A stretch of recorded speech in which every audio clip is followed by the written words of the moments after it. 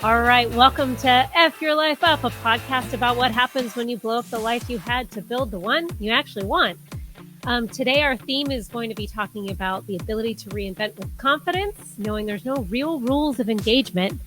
And to help us with that theme, we have a multi-hyphenate to join us. We're so excited to have executive producer, entrepreneur, cultural innovator, and author of Do You, How to Live Your Best Midlife, Jess Zaino. Hi, thanks for being here. We're so excited to have you. So look, I counted at least 5 careers in your bio, give or take. Did you always know that you wanted to start in TV, and how have you navigated your career up to this point?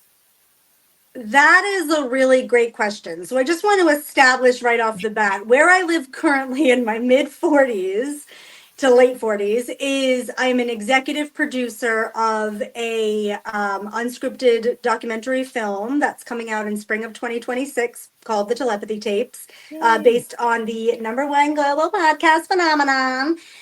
Listen to it if you haven't. So that is my sort of day job right now, while I also am advising companies like Kevin Hart at Heartbeat and Issa Rae at Hooray on strategic partnerships and new business development in this place of entertainment crumble, if you will, from like old Hollywood paradigm exploding into like what the next sort of version of Hollywood is. So that's having its own reinvention. So that is where I live currently, as like what I get paid to do. Going back 40 plus years, I started working probably when I was about 8 years old as an actor. I did know that I wanted to be in entertainment because I felt as though entertainment, there's like a divinity to it, if you will. And we like look to celebrities and the stars to guide us and give us feeling. And I feel like I've been in that place of wanting to be someone who can help guide people, even if that means through me being a host or a presenter or a producer, pulling content together to make an audience feel something and inspire them. Does that make sense? Yeah. That was a really, really long answer. No, we need to learn the elevator pitch. We need to slim it down a little bit, but it's also exciting, so it's almost impossible to. Yeah, I think I'm here just to say that I definitely knew how I wanted to show up in the world when I was very young, and that has never changed, despite if my career changed or not. Yeah, and one of the things, like I know in our previous discussion, like the contrast between somebody like you who's moved through things so confidently and somebody like me who was going to be in the same career for 30 years and then had to kind of talk myself into the change. Like, where does that come from? Was that just instinctual? I mean, how have you just had success when you made the change and it kind of is just like a snowball effect, or like, what does that look like for you as you've navigated your career? I think that I've always had a North Star of being happy or having fun, and identifying what it is in me that feels fun. And that's often like, I love creating so much. I love creating television shows and digital series, and I love creating myself and random art pieces and turning furniture into something else. I just love creating. And when it's from the perspective of like, where can we have fun doing it? I think that I have listened over time and tuned into, this is what feels great for this moment that will be for the highest good of everyone involved, including myself. So I try my best to listen very clearly to the voices of the universe. I'm going to get real woo, I'm realizing, in this. We love it. Do the woo. Bring it on. I've always identified what has felt good and went in that direction and on that frequency. I'm going to ask you something about this 30-year career you've had. Well, if I may turn the tables. It was meant to be, but then life had other plans. Right? So like, but that 30 years that you dedicated to it, was it fun for you? I mean, I'd say most of it was. The last 4 or 5 years, not so much. And that was that was my whole theme that my parents gave me when I was a kid. Like, do the thing you love and you'll never work a day in your life. But when it stopped being fun, it was confusing. And what's amazing, though, is that you changed. Yeah, well, I had to kind of force my way there, but I got there. But yeah, and so that's why I really admire people like you who are just able to do it and are fearless about it. Because for somebody like me, I was not listening to my intuition anymore. I was just going and going and going. So I'm really impressed when people can just listen to that intuition and make a change. I have a question, if you don't mind, if I can jump in here. So Jess, you mentioned that you're woo-woo and that this was going to get woo-woo. And if anyone knows the telepathy tapes, they understand the level of woo that makes up you. My question is, how, after doing the telepathy tapes, and I know you're still kind of in it with the documentary as well, but how did your woo open up bigger, better, differently than even before? Because I imagine you even expanded and learned and, just even changed the way you accepted vibes after that experience. And how have you taken that experience and applied it to the next steps? I love that question. Thanks for that question. That's awesome. We're using the word woo, which I think is a disrespect to the idea. Like, I use that word because that's what we understand and that like encompasses something. But the fact of the matter is we are in a paradigm shift of consciousness right now. And the new way of being, which dare I say, I hope is a turnover of patriarchal into matriarchal. The new way of being encompasses this new way of speaking and being. And so with the telepathy tapes, I came to it with a real sense of communication without speaking. I came to it with a belief system that's rooted in, oh yeah, we all have the gifts to be able to see and feel and hear. Our human potential is unbelievable, and yet we are just closed to it because we've been conditioned to be closed to it. So if the telepathy tapes has taught me anything, it's that it's just true validation that like where we are, where we're supposed to be as a human species. And this beautiful project is allowing the platform and the space for that to be more felt by people who may not have felt that before. So it's maybe not so much about me and how I changed. It was validation how I thought already, and knowing that we're ushering the change in for others to also be thinking and being this way. That's me. I need the education. I've been loving the telepathy tapes, and I'm starting to convert. Yeah, I really want to give all due to Kai Dickens, who was the creative force behind the telepathy tapes. And the name is so funny because it was never named that. I'll keep that information to myself. But, on a whim, she reinvented what we had and put the podcast out under that name. And I think she was really listening to her guides and the guides of this project to give it that name, because I don't know if it's that name and the design, and I don't know what transfixed people so much to click, but they clicked 40 million times over. Woo! Jess, you have had amazing success and you've had a really cool career. And what we're interested in this podcast is just the beautiful resume. We want to know, like, have there been times that you've made a transition or you've gotten into a career? Where has been like the difficult times and how have you moved through it? Have you had those? Like, have you had those times where you're like, I've gone down a path that maybe this doesn't feel right, or where's been sort of the sticking point? Tell us your lows.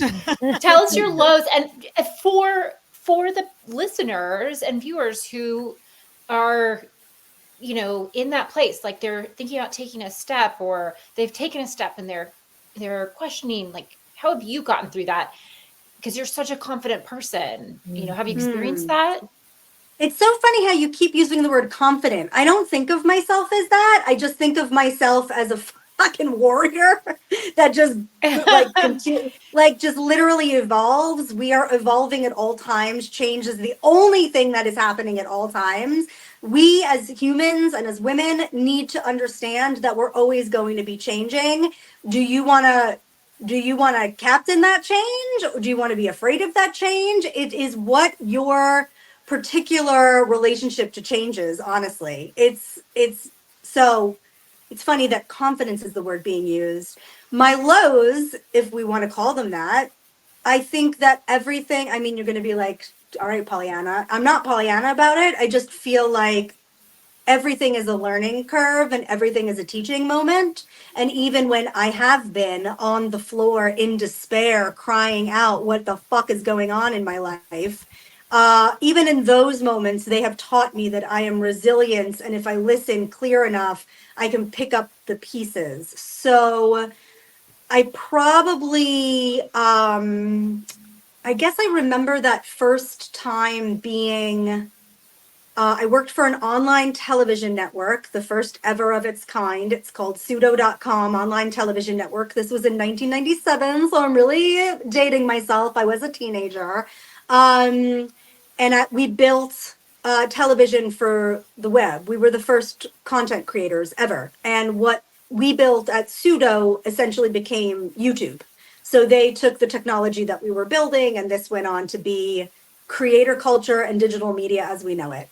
And in 2000, the .com, I was in New York City in Silicon Alley, and the .com bubble of the time burst in a big way, like just a Molotov cocktail to the industry, and we just exploded and had to reinvent there. But me, myself, I was working for this company in a loft space on Houston and Broadway, and we were like escorted out by like the government because we were essentially closing down. We didn't have a financial model that worked, and we were spending a lot of angel investment, millions and millions of dollars to create content, and just hadn't figured out the financial blueprint yet. And that was the first moment of being let go.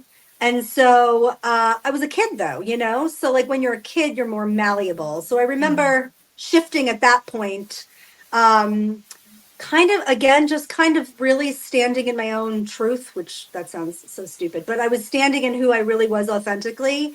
And I was approached by a friend to be a television host, which is where I went next in both my career and who I was. I don't know what to say. That went on for like 10 years. I was a TV host and a style and fashion expert and presenter for E! And the Style Network. I hosted a show called Modern Girls Guide to Life for a long time. Went on to curate fashion shows for Home Shopping Network and for Nordstrom. And in 2008, the financial depression came, and nobody was talking about shopping and trends, and I was gutted. I think at that time I was asked to be part of the Glamour magazine influencer circle, which was the first group of actual influencers. So I was speaking about fashion and style, but I wasn't getting hired to be on TV anymore, and it was like breaking my heart. And these were times where I was like on the floor crying, like, who am I? Why aren't I getting my just due? Which is hilarious because you're hearing me talk about the success of it. But in the time that I was having it, it didn't feel successful because I wasn't getting any more jobs and I didn't know why. And my worth was so based on what my job was. Ladies, here's a tip for you. Do not fucking place your worth on what your job is. Because that will inevitably end up in a lot of despair and pain. Yep. So I think moments like that have been low. And then as I got older and created more and stakes were higher, I created companies where the dynamics of my partners and I maybe didn't fit after a while. And that was extremely painful. And I went through that same pain with my husband, now ex-husband, getting divorced. So there have been companies that I have left, things that have crumbled, husbands that have been divorced from. I mean, I have had lows and if anyone is listening here to hear this, we share that as a human commonality, especially women. Yes, we have the lows, but it is in the low that we are able to rebirth our high. And so always know you'll be fine. You'll be okay. It's all okay. Everyone is safe at all times. You just gotta sometimes go through the shit and go to war with yourself and with the world to come out victorious. I like it's all okay. That's my It's take. all okay. Like it's all okay. Everything is okay. We are okay. We're okay until we're fucking dead, and then we're not okay. Yeah. Well, what has supported you through that? Because when you were on the floor, you know, and having issues, like who was the first person you called? What was the first step that you took to kind of get yourself past that stuck point? Yeah, that's a beautiful question. I called my circle of close friends. One in particular, I'll name her by name, a woman named Janine Nask, who has known me since I was 19 at pseudo.com in New York. We remain very close, and she has always been able to reflect back to me like, hey, Jess, I think you need to pay attention to the fact that you're a little depressed right now, and you should probably do this or do that. So I was always able to lean into very dear close friends. I'll shout out Ryan, who like women who have really held me. Grace, like there are women that have held me in my darkest moments, and those friendships and those partnerships of authentic love and friendship and honest talk with friends was the thing that got me through the most. Sure, I went to therapy. Sure, I took a Zoloft. Sure, I called my mom. But the thing that really got me through was the community and sisterhood of female friends. No, I mean, I've been having that experience myself. You know, I've been going through trying to figure things out, right? And had some low times and figuring it out. And one of my best friends, who I talk to almost every day, who has no like therapy experience, right? But she's been the best sounding board, the most real, the most honest, the one that checks in and listens and also distracts. And, you know, I should be writing the check to her. I think like I want to say in this moment of my own personal reinvention of where I feel like I'm going, I love to hold space for women. I created something called the Jane Club in 2017, which was a shared member workspace for working mothers with on-site childcare. And we had daily programming that supported women and their efforts. It was a little woo. It was a lot just helpful community. I want to be someone that's a safe space for women. I want to advise women in this place where I have gone through so many career changes and resilience and falls and highs and lows and all of it, all through it. I'm okay. Sometimes I'm not that okay, but at the end, I'm always okay. I want to hold space for women like you, be a safe space to advise women now, I think. I feel like that's like my current calling. How do you know that's your calling? Like, you know, for the person out there that's like, nothing is speaking to me. Like, there's no voices coming to me. Like, can you talk about like how you know? Like, do you have tools that you can share? So I really, I want to say again, I want to impress upon you, if these children and people that have apraxia, which is like non-speaking, nonverbal, if you will, communication with autism, who are quite literally telepathically just speaking in frequency and vibe, every single one of us is equipped with the tools to know themselves. And we are a stuck planet right now, or a stuck country, if you will, a stuck place. We need to take this stuckness and move it into momentum and like kinetic energy. So to answer your question, I say go for a walk, drink water, connect to like nature and elements that Touch allow grass. you. Isn't that what they say now? What's that? Touch grass. That's what they say now. Touch grass, touch a tree, Grounding. like get out there and be with the universal law of nature, and you essentially will be able to unstick yourself to hear a little bit more or feel a little bit more into what feels right for you. Does that make sense? Makes total Yeah, sense. so Yeah. powerful. Yeah. So, A lawnmower just pop in, guys. yeah, I'm sorry. Sorry. that's okay. I'm like, my guy is about to show up too. So, um, no, but I think, like, what's I'm curious about is, I guess, how do you say no to things? Because it sounds like you're a very Oh, willing person to like have things come across your plate and just say yes. yes. Like, do you have I a filter for saying no? And like, what is that feeling like? Yeah, I love that so much. I want to start by saying my name is Jess Zaino. So my whole life I've been just say no, just say no, just say no. And when I got married, my ex-husband's last name is Say Yes. And I became Just Say Yes. Huh. And then I got divorced and it went back to Just Say No. But I That's so I fun. I think that I think discernment to say no comes with age. So if you're a young person, say yes to everything because you're going to want to fail big all over the place. You're just going to want fail piles of fail poop everywhere so that you know what the gold is underneath that. And Yeah. so I say when you're young, just say yes to everything that you can. Like whether you know it or not, just say yes. So question for you. Yeah. Now that we're in this place of we got pretty low, my phone turns off, you lose me. I'm not in the right vertical. I don't look perfect to what the thing is. Like, do you feel okay? It's okay to continue like this, right?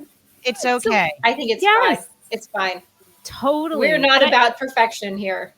I love it. this is something I have to let go of a lot because you can still find success and not be perfect all the time. It's something I have to do, just like in creating the outline for all of our episodes. Like, I get way too in my head and I'm like, it's got to be, I got to have it all there and have it all perfect, or like with my kid, like too perfect. Like, just telling myself to like just let go of some things, and it's okay to be human and like be kind to yourself is constant refrain in my head. So I love that. All of this really does fit in well for, what we've been talking about. And I want to go back to what you were saying about the working with, in partnerships and teams, because we're in the process with the three of us right now in a partnership. And I'm just curious if you have any advice from that perspective on how to navigate that. That is so wild. So by I'm not sure way of, got into strategic partnerships as my like paid job.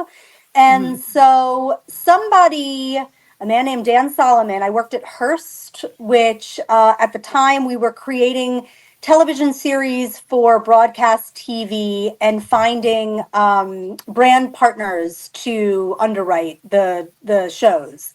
And I had created a series with my sister and Mario Batali. Do you remember that name? Mm-hmm.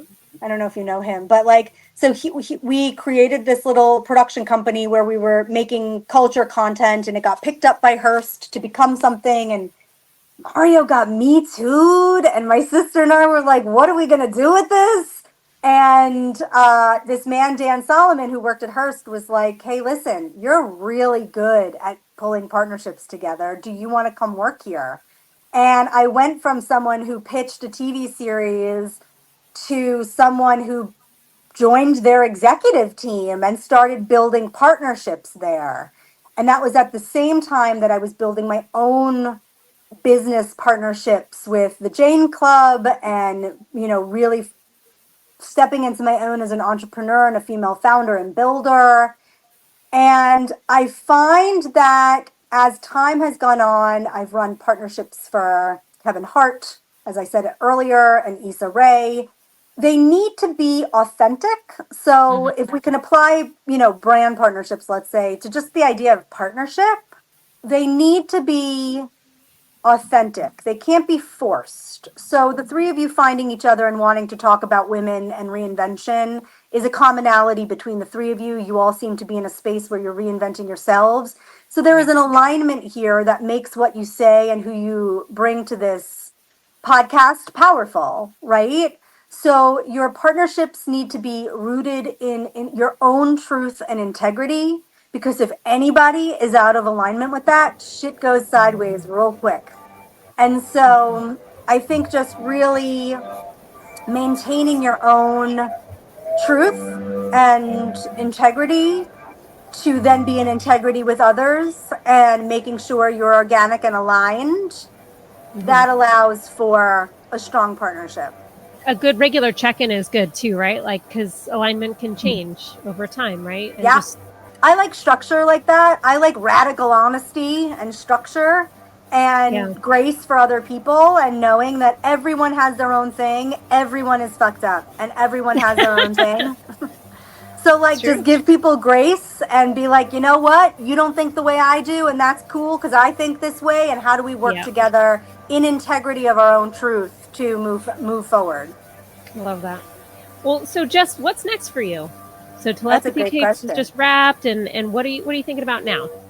Yeah, I mean, to what I said earlier, I really feel this calling to be gathering and speaking with women to alchemize, is the word I like to say, to advise people, be it small groups of women who are in this place that you're in, maybe it's businesses and corporations that need a little oomph and that way forward and that inspiration to be able to see their own light and activate it. We're trying to like reinforce our theme at the end, so we're just about done here. So what have we learned? Let's start with you, Crystal. What have we learned from Miss Jess Zaino today? I learned that things can be fun and you can still be successful. And like Jess's career is like a testament to that, because her North Star has been like, what has been fun? And she's had great success. So I'm personally going to take that with me today. Yeah, baby. Party on. Katie? I liked and learned the different versions of saying yes versus saying no, right? When you're younger, say yes so that you fail and have piles of poop to dig through to find the gold later. And so you know what to say no to eventually. That was going to be mine because I'm the poop person, former zookeeper over here. No, but I like using the lows as a teaching moment. And when I think back to my injury in January that started me on this path, like that was a low and I let it go to a low. And next time, don't let it get that low before you're picking yourself back up. So this was wonderful, Jess. Thank you so much for your time. And if Jess, you when want, the documentary comes out, will you come back so we could talk a little bit more about that when you're doing your whole thing? I will. And what we didn't even discuss, it's so funny I mean, we said it up top, but I have this book, Do You, How to Master an Epic Life, which has some takeaway. I forget that I did that. There's takeaway in there for you, you know? So like, if that's something that your audience wants more of, that's where I can kind of like be found and what I'm talking about. Awesome. So. Yeah. And you can get it on Amazon. Again, the title is Do You, How to Live Your Best Midlife. And you can find Jess also on Instagram at Jess Zaino, Zaino on Instagram. And as for us, follow us on F Your Life Up podcast on all social media platforms and send us any questions to fyourlifeuppod@gmail.com. Thanks so much for joining.